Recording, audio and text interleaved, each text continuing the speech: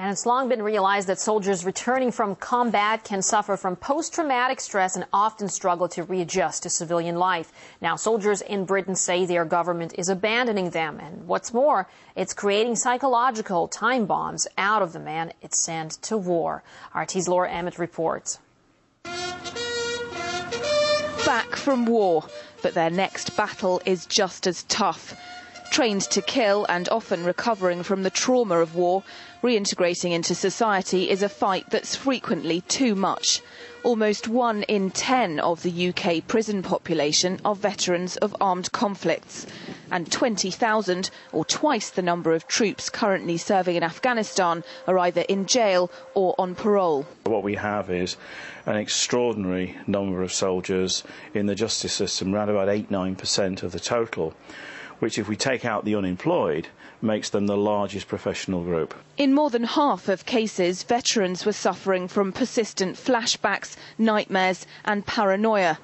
Neil, not his real name, was recently diagnosed with post-traumatic stress disorder. He fought in the Falklands in 1982. Some years after leaving, he spent 2 years in prison for a sexual offence. Neil says often soldiers are never wound down for re-entry into civilian life. You built up and built up and built up, but you never actually switched off again at the end of it.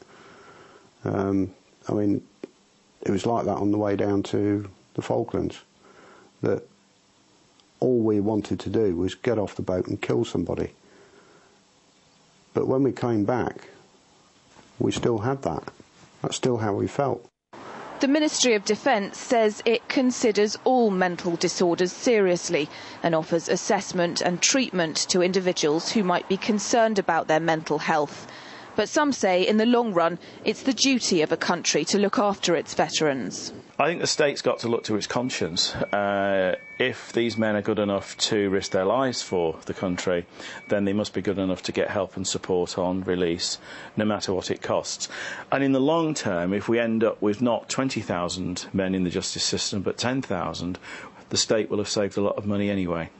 Neil had counselling for 7 months after leaving prison.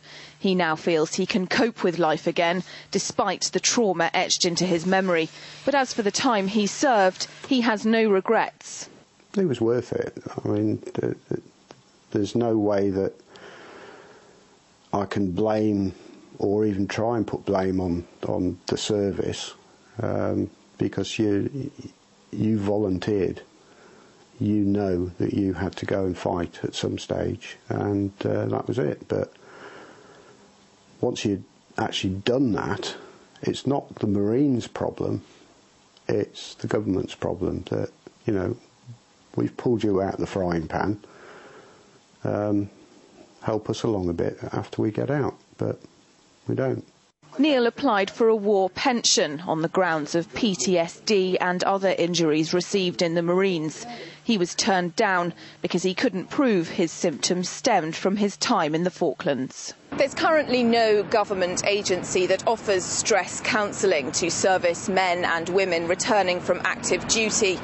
And with British troops engaged in yet another large-scale conflict overseas, continuing to deny a real problem with veterans in the justice system could mean the government sitting on a time bomb.